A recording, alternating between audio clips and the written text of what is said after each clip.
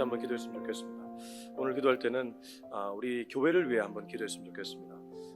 이 땅에 수많은 교회들이 있지만 하나님께서 또 우리 베이직 형제교회로서 더 바이블 처치를 이곳에 세워주셨습니다. 한 영혼을 진정으로 변화시킬 수 있는 그런 교회가 될 수 있게 해달라고 같이 기도했으면 좋겠습니다. 강단에 선포되는 말씀을 통해 오시는 모든 성도님들 한 영혼 한 영혼이 주의 말씀을 거듭나는 시간이 되게 하시고 가정이 변화되게 하여 주시옵소서. 그렇게 이 교회를 사용하여 주시옵소서. 우리 교회를 위해서 다 같이 한번 기도하겠습니다. 하나님 아버지, 이 시간에 주님 앞에 나아갑니다. 하나님, 오늘 교회를 위해 기도합니다. 하나님, 여러 가지 중요한 것들이 많이 있지만 아버지 하나님, 하나님이 당신의 피값으로 사신 주님의 몸된 교회는 너무나 중요한 기관인 줄로 압니다. 하나님, 신적 기관으로 우리가 알고 있습니다. 하나님께서 교회를 통해 일하시는 것을 누차 많이 들어왔습니다. 그러나 이 땅에 교회들이 교회를 이끄는 리더십에 있는 사람들이 부패해서 하나님 아버지 교회를 보면서 참 비난의 그런 얘기를 들을 때가 많았고 손가락질을 받을 때가 있었음을 솔직하게 고백합니다. 그러나 하나님 아버지, 하나님께서 계획하신 바에 따라 하나님 이 교회를 세우셨다면 분명한 목적이 있는 줄로 믿습니다. 아버지 하나님, 비난받는 교회, 손가락질 받는 교회가 아니라 정말 한 영혼을 변화시키는 데 앞장설 수 있는 그런 교회가 되게 하여 주시옵소서. 강단에 선포되는 말씀이 아버지 하나님 한 영혼을 변화시키는데 정말 현안이 되는 그런 아버지 말씀이 되게 하여 주시옵시고, 하나님 아버지, 그래서 한 영혼이 변화뿐만 아니라 그의 가정까지 변화되는 그런 역사가 있게 하여 주시옵소서. 하나님 아버지, 치유와 아버지 변화가 정말 이 강단에서 일어날 수 있기를 원합니다. 이 교회에 드나드는 모든 영혼들에게 그런 은혜를 허락하여 주시옵소서. 아버지, 하나님 아버지, 오늘도 말씀 나누기 전에 우리 교회를 위해서 간절하게 기도했습니다. 하나님께서 더 바이블 처치를 세워주신 분명한 이유와 목적이 있는 줄로 믿습니다. 이 대치동 일대의 복음화를 위해, 한 영혼의 변화를 위해 이곳에 교회를 세워준 줄로 믿습니다. 하나님, 수많은 사람들을 주님께로 돌아오는 일에 목적을 두는 교회도 좋지만 한 영혼의 변화를 항상 마음에 품고 그 영혼을 정말 알뜰히 챙길 수 있는 그런 우리 교회가 되게 하여 주시옵소서. 감사드리며 이 모든 말씀 예수님의 이름으로 기도합니다. 아멘. 네, 오늘은 히브리서 7장입니다. 히브리서 7장 1절에서 10절까지의 말씀, 히브리서 7장 1절에서 10절까지의 말씀을 우리 같이 읽겠습니다. 시작. 이 멜기세덱은 살레망이요 지극히 높으신 하나님의 제사장이라. 여러 왕을 쳐서 죽이고 돌아오는 아브라함을 만나 복을 빈 자라. 아브라함이 모든 것의 10분의 1을 그에게 나누어 주니라. 그 이름을 해석하면 먼저는 의의 왕이요 그 다음은 살레망이니 곧 평강의 왕이요 아버지도 없고 어머니도 없고 족보도 없고 시작한 날도 없고 생명의 끝도 없어 하나님의 아들과 닮아서 항상 제사장으로 있느니라. 이 사람이 얼마나 높은가를 생각해보라. 조상 아브라함도 노량물 줄 10분의 1을 그에게 주었느니라. 레위의 아들들 가운데 제사장의 직분을 받은 자들은 율법을 따라 아브라함의 허리에서 난 자라도 자기 형제인 백성에게서 10분의 1을 취하라는 명령을 받았으나 레위 족보에 들지 아니한 멜기세덱은 아브라함에게서 10분의 1을 취하고 약속을 받은 그를 위하여 복을 빌었나니 논란의 여지 없이 낮은 자가 높은 자에게서 축복을 받느니라. 또 여기는 죽을 자들이 10분의 1을 받으나 저기는 산다고 증거를 얻은 자가 받았느니라. 또한 10분의 1을 받는 레위도 아브라함으로 말미암아 10분의 1을 바쳤다고 할 수 있나니 이는 멜기세덱이 아브라함을 만날 때에 레위는 이미 자기 조상의 허리에 있었습니다. 아멘. 칼빈이라는 종교개혁자가 있습니다. 한 번쯤 들어보셨을 것 같아요. 존 칼빈이라고 프랑스 인물인데 칼뱅 이렇게 발음하기도 합니다. 이 사람은 루터의 종교개혁을 완성시킨 사람이라고 볼 수 있습니다. 신학적으로 아주 촘촘한 그런 기독교 강요라는 책을 냈고, 그 책은 그 당시 스위스, 이 사람이 프랑스 태생이지만 스위스에서 활동을 주로 많이 했습니다. 그래서 이른바 개혁교리, 개혁교단이라고 하면 다 존 칼빈의 신세를 지고 있다고 봐도 과언이 아닙니다. 제가 갑자기 칼빈 얘기를 하는 이유는 이 칼빈이라는 사람이 얘기한 한마디의 말 때문입니다. 칼빈은 이런 얘기를 했습니다. 인간은 우상을 만들어내는 공장이다. 인간이 끊임없이 우상을 만들어내는 공장이라는 말을 했습니다. 근데 그 말은 정말 진리입니다. 여러분, 우상을 꼭 뭔가 만들어진 어떤 신상이라고 보지 말고 하나님보다 앞서는 무언가라고 본다면 우리는 지금 이 땅을 살아가면서 수많은 우상을 만들어내고 있는지도 모릅니다. 신앙생활을 하면서도 자칫하면 우상을 앞에 두고 신앙생활을 할 수도 있다는 것이죠. 예를 들면 자녀가 하나님보다 앞서면 자녀도 우상입니다. 모든 것들이 우상이 될 수 있다는 것이죠. 자, 오늘 히브리서 7장은 우상 숭배를 향해 나아가는 히브리인들에게 한 명의 인물을 소환합니다. 이게 무슨 말이냐 하면 히브리인들에게 우상은 모세의 율법이었습니다. 구약에 그들의 걸출한 인물들이었습니다. 아브라함과 모세, 다윗 같은 인물이 오히려 예수님보다 앞서는 것이죠. 그래서 이들은 예수님의 복음의 말씀을 듣고도 예수님 플러스 알파, 자꾸 율법이나 구약의 인물들을 대입시키는 거예요. 그러니까 순전하지 못하는 거죠. 예수님만으로 충분하지 않다는 고백을 자꾸 하는 거죠. 그런 그들에게 히브리서 기자는 한 명의 인물을 소환하는데 아브라함이 전쟁 치르고 돌아오는 중에 11조를 바쳤던 인물 누구죠? 멜기세덱이라는 인물입니다. 자, 우리 1절 한번 읽어보겠습니다. 1절 시작. 이 멜기세덱은 살렘 왕이요 지극히 높으신 하나님의 제사장이라. 여러 왕을 쳐서 죽이고 돌아오는 아브라함을 만나 복을 빈 자라. 여러 왕을 죽이고 돌아오면서 복을 빌어준 사람이 멜기세덱이라고 하는데 이게 진짜인지 한번 구약 성경을 보겠습니다. 창세기 14장입니다. 창세기 14장 17절에서 20절을 한번 보겠습니다. 창세기 14장 17절에서 20절 시작. 아브라함이 그돌라오멜과 그와 함께한 왕들을 처부수고 돌아올 때에 소돔 왕이 사회의 골짜기 곧 왕의 골짜기로 나와 그를 영접하였고 살렘 왕 멜기세덱이 떡과 포도주를 가지고 나왔으니 그는 지극히 높으신 하나님의 제사장이었더라. 그가 아브라함에게 축복하여 이르되 천지의 주제이시여 지극히 높으신 하나님이여 아브라함에게 복을 주옵소서. 너희 대적을 내 손에 붙이신 지극히 높으신 하나님을 찬송할지로다 하매 아브라함이 그 얻은 것에서 10분의 1을 멜기세덱에게 주었더라. 분명하게 멜기세덱이란 인물이 등장하고 있고 아브라함은 그돌라오멜과 그와 함께한 왕들을 처부수고 돌아올 때에 살렘 왕 멜기세덱에게 떡과 포도주, 그러니까 멜기세덱이 떡과 포도주로 그를 반기고 있었고 이 아브라함은 그에게 축복을 받은 후에 11조를 바쳤습니다. 그죠? 예, 다시 돌아오겠습니다. 그러면 7장 1절에 이 히브리서 기자가 기록하는 이 말씀은 분명한 사실이죠. 그리고 지금 이 말씀을 듣고 있는 히브리인들, 유대인들에게도 분명한 사실로 다가왔을 겁니다. 근데 여기서 우리가 주목해야 될 단어가 하나 있습니다. 7장 1절에 보면 이 멜기세덱은 살렘의 왕이면서 동시에 지극히 높으신 하나님의 뭐라고 기록되어 있죠? 제사장이라고 기록되어 있습니다.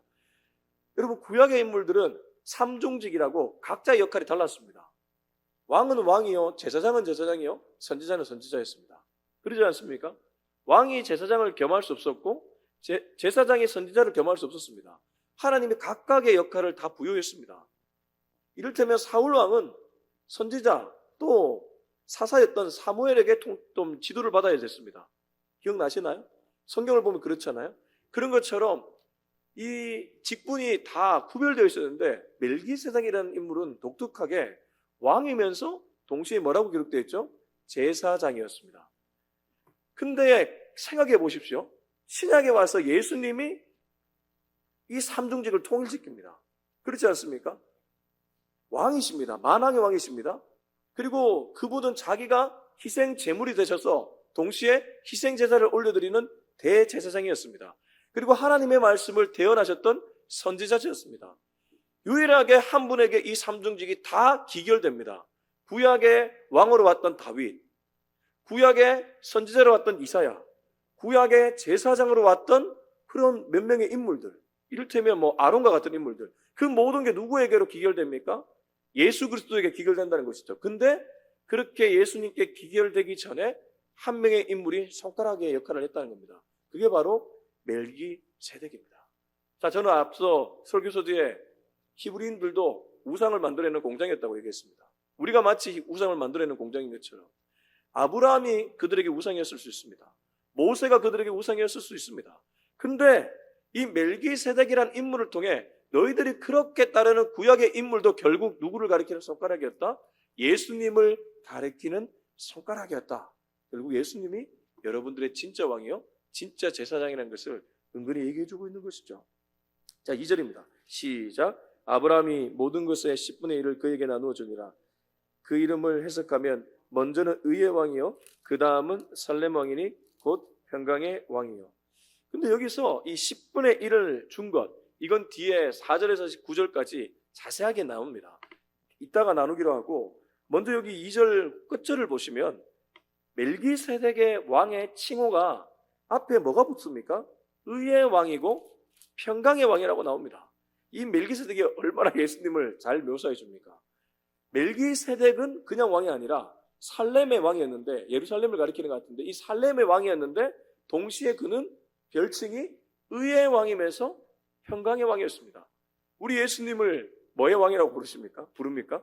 의의 왕이요 평강의 왕이라고 부르지 않습니까? 그러니까 멜기세덱은 예수님을 가리키는 손가락이 분명합니다. 근데 여기서 의라고 그러면 우리는 공의와 정의를 먼저 떠올리거든요. 그렇지 않습니까? 공의와 정의. 근데 여러분은 혹시 공의와 정의를 정확하게 정의하십니까? 공의와 정의를, 정의라 그러면 뭐 법에 어긋나지 않는가? 뭐 우리가 이렇게 생각할 거고, 공의라 그러면 모든 사람들에게 뭐 이게 양심으로 비춰봐도 의롭다고 생각되는 것, 이렇게 볼 것 같아요. 근데 이 의라고 할 때 기본적으로 성경에서 말하는 의는 순종과 깊은 연관이 있습니다. 왜 그러냐면요, 예수님이 다 이루셨다는 표현을 쓰셨죠.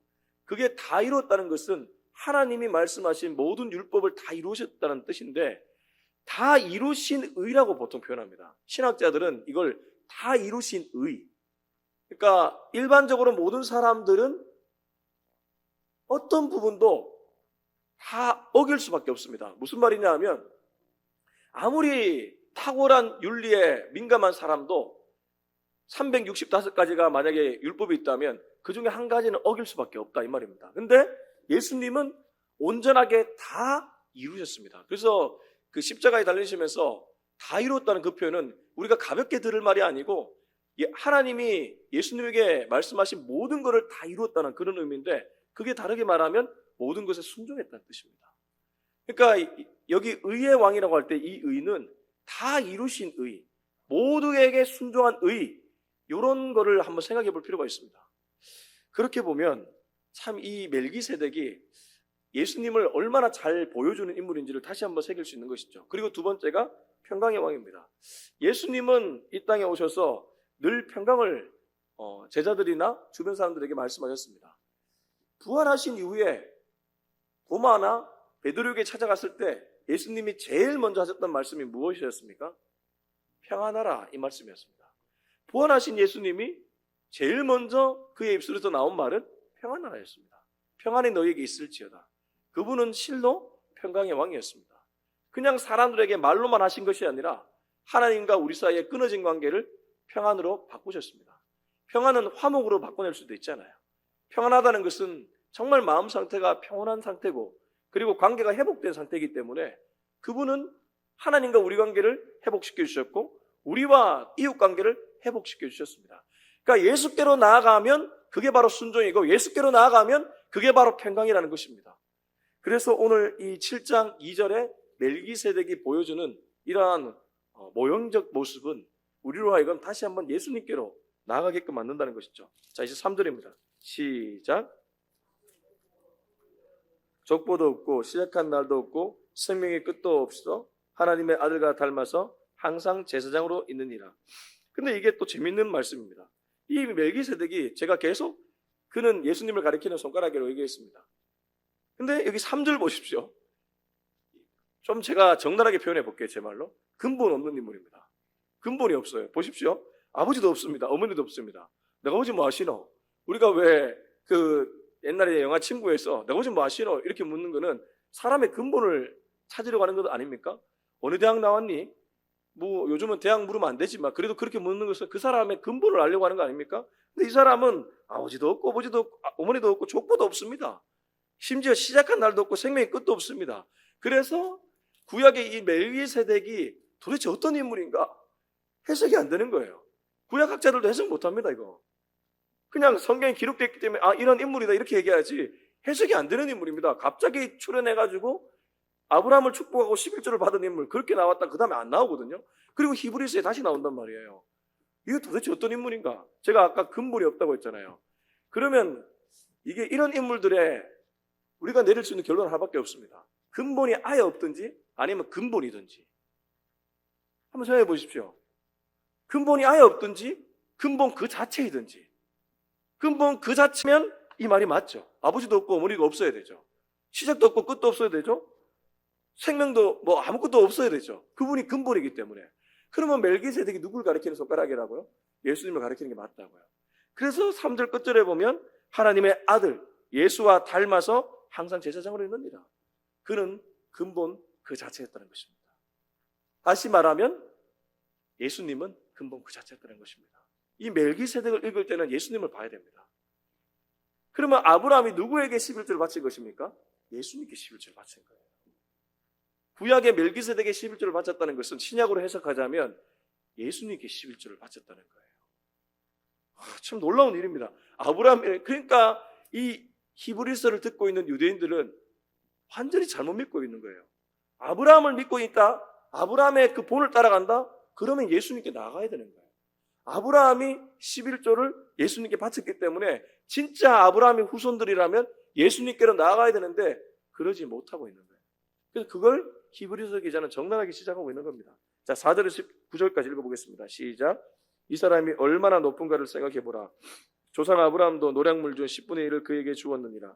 레위의 아들들 가운데 제사장의 직분을 받은 자들은 율법을 따라 아브라함의 허리에서 난 자라도 자기 형제인 백성에게서 10분의 1을 취하라는 명령을 받았으나 레위 족보에 들지 아니한 멜기세덱은 아브라함에게서 10분의 1을 취하고 약속을 받은 그를 위하여 복을 빌었나니 논란의 여지 없이 낮은 자가 높은 자에게서 축복을 받느니라. 또 여기는 죽을 자들이 10분의 1을 받으나 저기는 산다고 증거를 얻은 자가 받았느니라. 또한 10분의 1을 받는 레위도 아브라함으로 말미암아 10분의 1을 바쳤다고 할 수 있나니. 자, 11조에 관련된 얘기를 하고 있습니다. 앞서 우리가 읽었던 창세기 14장에 전쟁을 치르고 돌아오는 아브라함이 멜기세덱에게 바쳤던 11조에 대한 얘기를 아주 구체적으로 해주고 있는데 첫 번째 우리가 봐야 될 포인트는 7절. 논란의 여지 없이 낮은 자가 높은 자에게서 축복을 받느니라. 멜기세덱이 11조 받기 전에 아브라함에게 축복을 했지 않습니까? 그러니까 이 축복을 보통 어떻습니까? 자녀가 부모를 축복할 수 있습니까? 뭐 할 수는 있지만 좀 약간 어색하죠. 낮은 사람이 높은 사람을 축복할 수 있습니까? 제가 예를 들면 조정민 목사님께 축복 받았어 이렇게 할 수 없잖아요. 이 일반적이지 않잖아요. 이 말씀 그대로입니다. 그러니까 높은 자가 낮은 자를 축복할 수 있는 거죠. 다르게 말하면 아브라함은 멜기세덱 아래에 있다는 거죠. 멜기세덱 아래에 있다는 거죠. 그러면 다르게 말하면 그들이 그렇게 좋아하는 이 아브라함이 결국 멜기세덱 아래라는 것은 예수님 아래라는 거예요. 지금 계속 그 얘기를 하고 있습니다. 근데 이게 지금 이 시대에 우리들이 왜 자꾸 들어야 됩니까? 예수님보다 자꾸 무언가를 높이기 때문입니다. 유대인들이 율법이나 모세나 아브라함을 높였다면 우리는 그 자리에 다른 것을 넣을 때가 많이 있다는 것입니다. 언제나 모든 것은 예수님 아래에 있다는 것을 명심하시기 바랍니다. 언제나 모든 것은 예수님 아래에 있습니다. 부모도 예수님 아래에 있습니다. 자녀도 예수님 아래에 있습니다. 그 어떤 것도 예수님보다 위에 있는 것은 없습니다. 우리가 이 사실만 명심해도 오늘 말씀 정말 제대로 이해하고 가는 것입니다. 그리고 두 번째가 아브라함의 자손 중에 누가 있습니까? 레위가 있습니다. 그죠? 야곱의 12아들 중에 레위가 있잖아요. 아브라함의 손자가 야곱이었잖아요. 근데 야곱의 12아들이 레위였기 때문에 아브라함 입장에서는 증손자죠. 근데 이 레위가 어떤 인물이었습니까? 12지파 중에 유일하게 자기의 기업이 없었습니다. 그러나 그는 여호와가 기업이었기 때문에 11조를 받았습니다. 이 시대의 목회자들이 성도님들의 헌금으로 마치 생활하는 것처럼 그 당시에 레위인들이 11지파의 11조를 통해서 생활을 했다는 것이죠. 그러면 그 레위도 11조를 받았는데 이 멜기세덱의 11조는 뭐냐? 여기 9절 보십시오. 9절. 10분의 1을 받는 레위도 아브라함으로 말미암아 10분의 1을 멜기세덱에게 바쳤다고 볼 수 있다. 레위가 누구의 후손이라고요? 아브라함의 후손입니다. 그러면 아브라함이 멜기세덱에 바쳤다는 것은 모든 사람들이 다 멜기세덱에 11조를 바쳤다는 의미죠. 그러니까 이 멜기세덱의 그 위대함을 한 번 더 얘기해주고 있는 겁니다. 다시 한 번 말하면 예수님의 위대함을 얘기해주고 있다는 것입니다. 그래서 이 11조 논쟁도 여기서 일단락됩니다. 자, 우리 10절 읽고 마무리하겠습니다. 10절 시작. 이는 멜기세덱이 아브라함을 만날 때에 레위는 이미 자기 조상의 허리에 있었습니다. 이게 다시 한번 확증해주고 있습니다. 멜기세덱이 아브라함을 만날 때 레위도 그 자리에 있었다는 것입니다. 그래서 이런 얘기가 있죠. 그 십자가에서 예수님이 못 박힐 때 우리도 그 자리에 있었다. 이게 이렇게 우리가 이해할 수 있습니다. 이 구절을 우리 삶에 적용할 수 있다는 거죠. 아브라함이 멜기세덱에게 11조를 바칠 때 레위도 그 자리에 있었다는 것은 모든 믿음의 사람들이 그 자리에 있었음을 얘기합니다. 동시에 멜기세덱이 가르쳤던 예수님이 십자가에 달릴 때 그 십자가 아래에는 우리 모두가 있었다는 것입니다. 다르게 말하면 우리도 그 자리에서 예수님을 십자가에 못 박았습니다. 근데 예수님은 피를 흘려주심으로 거기 아래에 있던 모든 믿는 사람들을 다 살려주셨습니다. 이게 우리가 믿는 예수님인 줄로 믿습니다. 그래서 오늘 히브리서 7장 1절에 10절을 통해 우리에게 얻을 수 있는 교훈은 다시 한번 말씀드리는 것, 그 어떤 것도 예수님보다 좋은 것은 없다. 그래서 왜 찬송가 중에 예수보다 귀한 것은 없네, 아시죠? 오늘 이 하루를 살아갈 때 그 찬송가를 많이 읊조리고 오늘도 예수님을 그 어떤 것보다 우선순위 삼을 수 있는 저와 여러분이 될 수 있길 예수님의 이름으로 축원합니다. 기도하겠습니다. 이 시간 함께 기도할 때 주님, 언제나 예수님이 나의 1번 되게 하여 주시옵소서. 다른 무엇보다 예수님이 1번이 되면 오히려 내가 생각하고 있는, 내가 끙끙 앓고 있는 모든 문제가 풀려나가게 될 것입니다. 사단은 예수님이 아닌 자꾸 다른 것을 보게끔 만듭니다. 그러나 주님, 속지 않게끔 도와주시옵소서. 우리 같이 한번 기도하겠습니다. 하나님 아버지, 이 시간에 주님 앞에 엎드립니다. 하나님, 나도 모르는 사이에 아버지 하나님, 예수님의 자리에 다른 것을 은근슬쩍 넣을 때가 있음을 고백합니다. 하나님, 자녀가 예수님의 자리에 앉을 때도 있고, 아니 내 자신이 예수님의 자리에 앉을 때도 있음을 솔직하게 고백합니다. 예수님보다 앞서는 것은 아무것도 없습니다. 오늘 이 멜기세덱이 예수님을 가리키는 손가락이 했던 것처럼 우리 삶에 하나님 아버지 11조를 바쳐야 될 인물은 예수님이고 언제나 축복을 받아야 될 분은 예수님입니다. 하나님 아버지, 예수님을 깊이 묵상함으로써 아버지 하나님, 예수님을 혹여라도 대체하는 자리에 무언가가 있다면 다 뺄 수 있도록 도와주시옵시고, 그 자리에 언제나 예수님이 설 수 있도록 아버지 하나님, 예수님을 내 마음에 모실 수 있도록 주님 도와주시옵소서. 이제는 우리 주 예수 그리스도의 은혜와 하나님의 사랑과 성령의 그 놀라우신 은혜가 오늘 이 멜기세덱이 가르쳤던 예수님, 그 예수님 아래에 모든 민족이 무릎 꿇어야 됐던 것처럼 우리 모두도 예수님 아래에서 언제나 예수님을 1순위로 삼고 살아가기로 다짐하는 우리 모두의 머리 위에 지금부터 영원토록 함께하기를 간절히 축원하옵나이다. 아멘.